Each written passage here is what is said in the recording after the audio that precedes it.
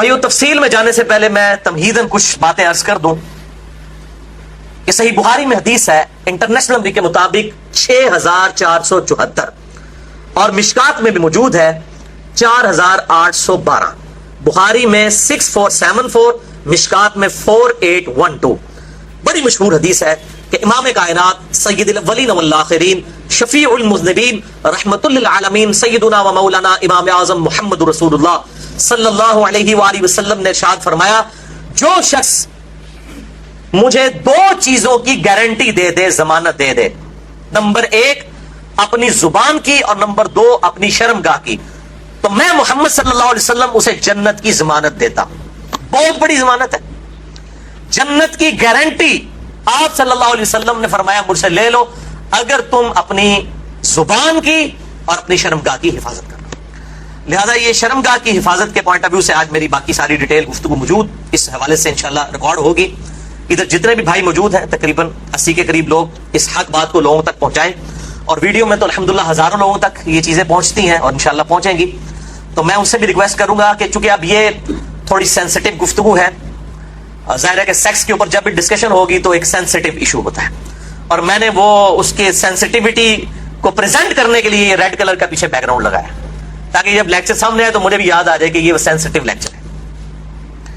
تو اب ظاہر ہے کہ یہ لیکچر ہر مسلمان مرد و عورت کی ضرورت ہے، تو میں اس کانٹیکسٹ میں ریکویسٹ کروں گا کہ اس لیکچر کو جو لوگ ویڈیو کے وساطت سے دیکھیں گے یا بعد میں ریکارڈنگ کے بعد کسی کو دکھانا چاہیں تو اس میں ایک ریکویسٹ یہ ہے کہ فیملی کے ساتھ بیٹھ کے اس ویڈیو کو نہ دیکھیں، لڑکے جو ہیں وہ لڑکوں میں بیٹھ کے دیکھیں، لڑکیاں لڑکیوں میں بیٹھ کے دیکھیں، تاکہ اس حوالے سے کوئی ایشو نہ ہو۔ بعض اوقات ایسے الفاظ ظاہر ہے وہ مطلب آئیں گے، وہ الفاظ میرے کوئی ذاتی تو نہیں ہے، وہ تو on the behalf of God and his prophet صلی اللہ علیہ وسلم ہم بیان کر رہے ہیں، وہ ساری چیزیں اللہ اور اس کے رسول صلی اللہ علیہ وسلم نے بیان کی ہیں، تو ان کو بیان کرنے میں کوئی حرج نہیں ہے۔ اور آج آپ کو احادیث کی سینسٹیوٹی سے اندازہ ہوگا کہ یہ کتنا اہم ترین مسئلہ ہے، اور خصوصاً آج کل جب کہ سوشل میڈیا کا فتنہ مسلمانوں کو اپنی لپیٹ میں لے چکا ہے، جو کہ اونلی پریکٹسنگ ریلیجن ہے آن دا فیس آف ارتھ اسلام، ان کو بھی اب اس اعتبار سے مسلمانوں کو بھی اس بے حیائی کے فتنے میں ڈالا جا رہا ہے۔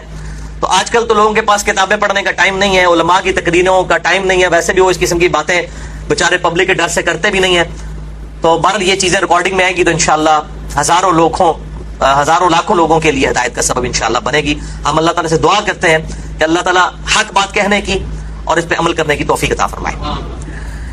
بھائیو یہ جو سورۃ المومنون کی 11 آیات شروع کی آئیں، ان میں 3 آیات آیت نمبر 5، 6 اور 7 میں جو سیکس کا ڈسپلن ہے اسلام کا اس کے اوپر ایمفسائز کیا گیا۔ اعوذ باللہ من الشیطان الرجیم، والذین هم لفروجہم حافظون، اہل ایمان کی نشانی یہ ہے کہ وہ اپنی شرمگاہوں کی حفاظت کرتے ہیں، اور پھر ساتھ ہی ارشاد فرمایا گیا 2 ایکسیپشنز ہیں، الا علی ازواجہم، سوائے اپنی بیویوں کے، او ما ملکت ایمانہم، یا پھر ان کے ہاتھ کا مال جو کنیزیں ہیں، لونڈیاں ہیں وہ، فإنہم غیر ملومین، تو پھر اس معاملے میں بے شک ان کے اوپر کوئی گرفت نہیں ہے۔ فمن ابتغى وراء ذلك، اور جو کوئی ان 2 راستوں کے علاوہ کوئی بھی راستہ اختیار کرے گا، کوئی بھی تیسرا راستہ، فاولئک هم العادون، تو ایسے لوگ اللہ کی حدوں سے پھلانگ جانے والے ہیں، اللہ کی حدوں کو توڑنے والے ہیں۔ وَلِعَوْذُ بِاللَّهِ تَعَالَى۔ بھائیو ان آیات سے بالکل واضح ہو گیا کہ اہل ایمان کی شرمگاہوں کا جائز استعمال صرف اپنی بیویوں اور اپنے ہاتھ کا مال لونڈیوں اور کنیزوں کے ساتھ ہے، جو جنگی قیدی ہوتی ہیں، اور وہ بھی سب عورتیں نہیں، ایسی عورتیں کہ جو جنگ میں مسلمانوں کے ساتھ لڑنے کے لیے آئی ہوتی ہیں۔ اب یہ ایک ڈیٹیل سے الگ ٹاپک ہے، چونکہ یہ ابسلیٹ ہو چکا ہے اس وقت کافی حد تک یہ معاملہ، اس لیے لونڈیوں کے حوالے سے میں آج ڈسکشن نہیں کروں گا، اس پہ تو علیحدہ سے پھر 1.5-2 گھنٹے چاہیے۔ بہرحال کسی کو شوق ہو تو اس حوالے سے ایکسکلوسیو کام، امت لیول کا کام ایک شخص نے کیا ہے، اور وہ ہے مولانا مودودی رحمہ اللہ، المتوفا 1979 عیسوی۔ انہوں نے اپنی ینگ ایج میں، جب ان کی عمر صرف 22 سال تھی، میری الحمدللہ اس وقت 39 سال ہونے والی ہے، اور لیونر ایئرز کے اعتبار سے 40 سال ہو چکی ہے، 22 سال جس وقت ان کی عمر تھی، انہوں نے کتاب لکھی الجہاد فی الاسلام، جس پہ تقریر ڈاکٹر اقبال نے لگائی تھی، اور انہوں نے کہا کہ یہ شخص مستقبل میں مسلمانوں کو لیڈ کرے گا، اور واقعی لیڈ کیا۔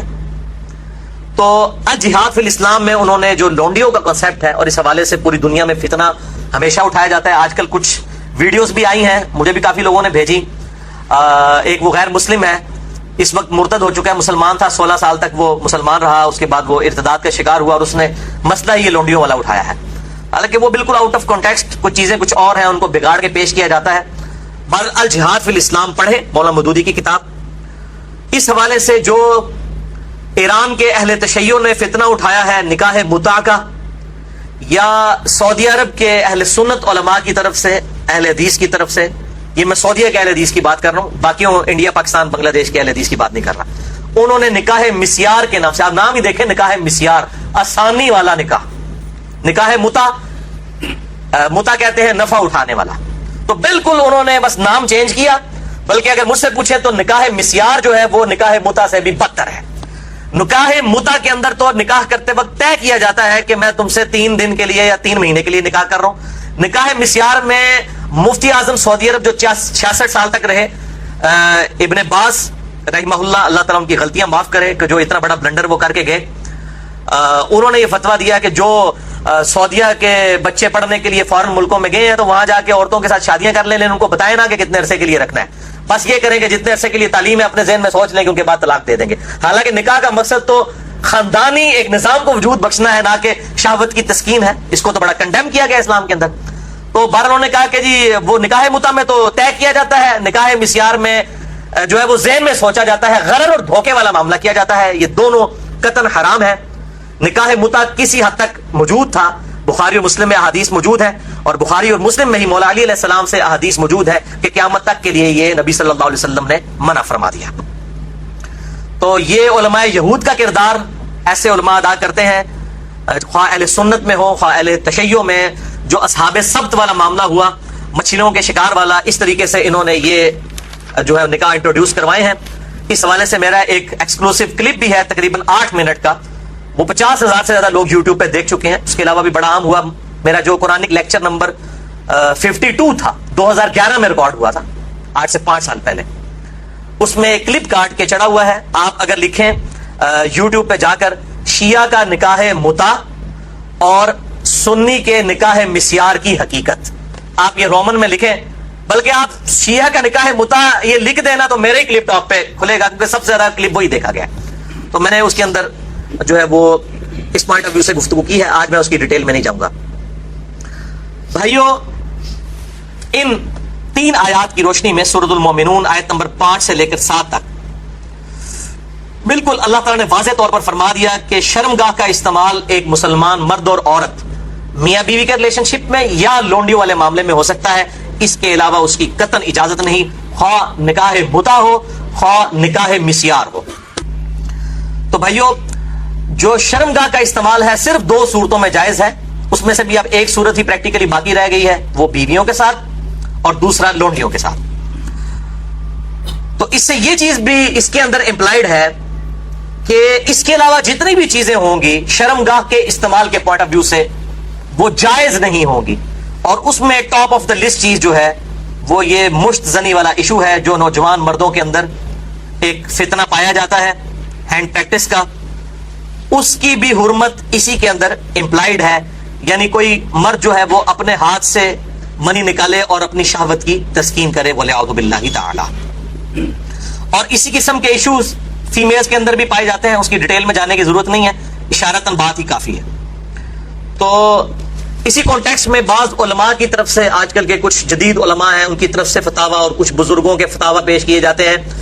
وہ سب کے سب بے سند اور فضول قسم کے فتاویٰ ہیں. کوئی بھی فتویٰ جو کتاب و سنت کے واضح دلائل کے اگینسٹ ہوگا وہ قطعاً ایکسیپٹیبل نہیں ہوگا، خواہ وہ کسی بڑے سے بڑے امام کا ہو، بڑے سے بڑے فلاسفر کا ہو، بڑے سے بڑے عالم دین کا ہو. اور اسلام کا ایک مزاج ہے حیا کے پوائنٹ آف ویو سے، وہ ہر مسلمان کو پتا ہے. اس میں قطعاً کوئی گنجائش نہیں بنتی اس قسم کے کوئی برے فعل کی کہ کوئی شرمگاہ کے ساتھ اس طریقے سے کھیلے. تو یہ جو شرمگاہ والا معاملہ ہے اور مشت زنی والا جو ایشو ہے، میرے بھائیوں، یہ نہ صرف حرام ہے، یا چلے کوئی احتیاط کے اندر الفاظ استعمال کریں تو مکروہ تحریمی، بلکہ یہ گناہ بھی ہے اور گناہ کبیرہ زنا کی طرف لے جانے والا ہے، اس سے روزہ بھی ٹوٹ جائے گا اور روزے کا کفارہ بھی وہ سخت والا 60 روزوں والا ادا کرنا پڑے گا، اور ظاہر ہے کہ غسل بھی فرض ہوگا، اور کسی نہ کسی درجے میں یہ ہاتھوں اور دل کا زنا بھی ہے وَلِعَوْذُ بِاللَّهِ تعالی۔ چنانچہ اسی کانٹیکسٹ میں ایک بڑی کریٹیکل حدیث ہے، صحیح بخاری اور صحیح مسلم کی متفق علیہ حدیث ہے، صحیح بخاری میں 6612، صحیح مسلم میں 6754 اور مشکات میں بھی 86 نمبر پہ یہ حدیث موجود ہے کہ آپ صلی اللہ علیہ وسلم نے فرمایا کہ آنکھ کا زنا دیکھنا ہے، کانوں کا زنا سننا ہے، بے حیائی کی باتیں سننا، زبان کا زنا بولنا ہے، فحش گفتگو کرنا، ہاتھوں کا زنا پکڑنا ہے، ٹانگوں کا زنا چل کر جانا ہے، اور نفس تمنا اور آرزو کرتا ہے اور شرمگاہ اس کی تصدیق کر دیتی ہے وَلِعَوْذُ بِاللَّهِ تعالی۔ تعویل خاص کے اعتبار سے تو یہ زنا کے بارے میں ہے، تعویل عام میں ہینڈ پریکٹس والا جو مشت زنی کا ایشو ہے وہ بھی اسی کے اندر داخل ہے وَلِعَوْذُ بِاللَّهِ تعالی۔ اب ظاہر ہے کہ اگر اس قسم کی بیماری میں کوئی شخص مبتلا ہے، اس کا علاج کیا ہے؟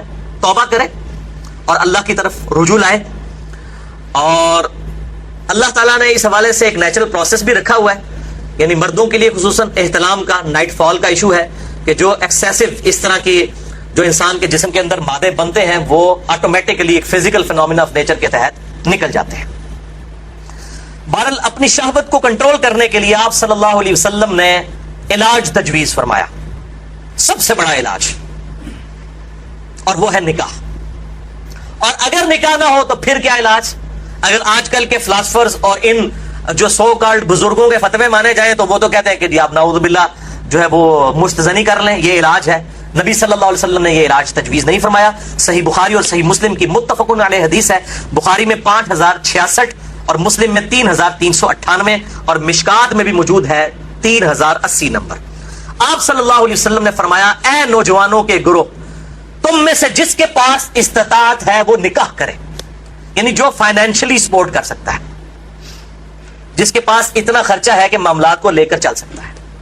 یہ فائنینشلی میں کیوں کر رہا ہوں؟ وہ حدیث کے الفاظ اس کی حفاظت کر رہے ہیں۔ اگر کوئی شخص استطاعت نہ رکھتا ہو، اسی حدیث میں آتا ہے آپ صلی اللہ علیہ وسلم نے فرمایا، تو اس شخص کو چاہیے کہ وہ روزے رکھے، یہ روزے رکھنا اس کی شہوت کو ٹھنڈا کر دیں گے۔ اور اسی حدیث میں الفاظ ہیں کہ آپ صلی اللہ علیہ وسلم نے فرمایا، اگر تمہیں استطاعت ہو تو شادی کرو، نکاح کر لو۔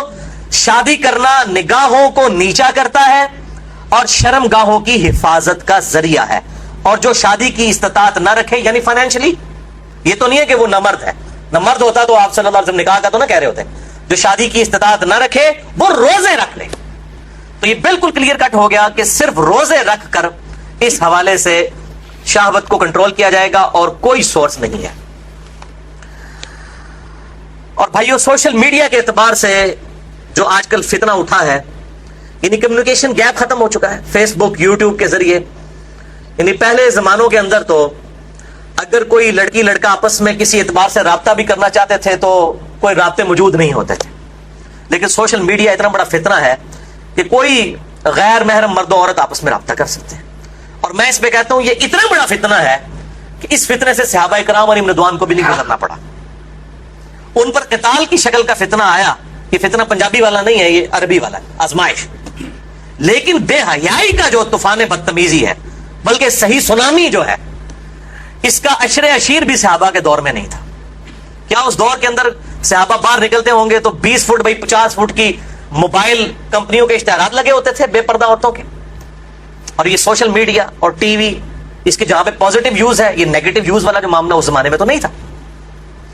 تو اس اعتبار سے غض بصر بہت ضروری ہے، نگاہوں کی حفاظت کرنا۔ تو آپ صلی اللہ علیہ وسلم نے غض بصر کے لیے، نگاہوں کی حفاظت کے لیے، شہوت کو کنٹرول کرنے کے لیے نکاح تجویز فرمایا یا پھر روزے۔ اور میں ایک اور علاج تجویز کر دیتا ہوں اس حوالے سے، پھکی والا علاج، اجتہادن۔ کیونکہ مجھے اکثر لوگ پوچھتے ہیں، کہتے ہیں جی روزے تو رکھے نہیں جاتے، جی مشکل ہے، گرمی اتنی ہے، وہ اسی لیے تو بتائے گئے ہیں۔ تو میں ان کو پھر ایک علاج تجویز کرتا ہوں، اینٹی وینم۔ کوبرا سانپ کاٹ جائے تو اس کے وینم کا علاج اینٹی وینم سے ہوتا ہے، جو کوبرے کے زہر سے تیار ہوتا ہے۔ پکی والا الزامی فلسفیکل آنسر۔ میں کہتا ہوں میرے بھائی مجھے کئی بار فون کرتے ہیں تو پھر میں ان کے ساتھ سیدھا ہو جاتا ہوں، پہلے تو ایک دم ان کے ہوش اڑ جاتے ہیں کہ یہ کیا کہہ رہا ہے، کہ جی بڑی کوشش کی ہے لیکن یہ بری عادت چھوٹتی نہیں ہے۔ میں کہتا ہوں بہت آسان طریقہ ہے میرے بھائی. روزانہ آپ نے 1 منٹ کے لیے صرف موم بتی کے اوپر نا، اس کے شعلے کے اوپر آپ نے ہاتھ ایسے رکھنا ہے 1 منٹ کے لیے. تو میں نے کہا انشاءاللہ آپ کی عادت چھوٹ جائے گی. کہتے ہیں جی 1 منٹ کون رکھ سکتا ہے؟ تو میں نے کہا میرے بھائی 1 منٹ آپ اس کی پریکٹس نہیں کر رہے تو آپ نے تو انشاءاللہ تعالیٰ اس گناہ کی وجہ سے جلنا ہے جا کے دوزخ میں. تو آج سے پریکٹس شروع کریں. اور بخاری و مسلم کی حدیث ہے کہ جو آخرت کی آگ ہے وہ دنیا کی آگ سے 70 گنا زیادہ تیز ہے. اس میں تو تلا جائے گا. یہاں تو ہم صرف آپ کو مشورہ دے رہے ہیں کہ آپ موم بتی کے فلیم کے اوپر صرف ہاتھ رکھ کے 1 منٹ کی پریکٹس پر شروع کریں نا. تو کہتے ہیں نا جناب آگے دیکھی جائے گی جا کے.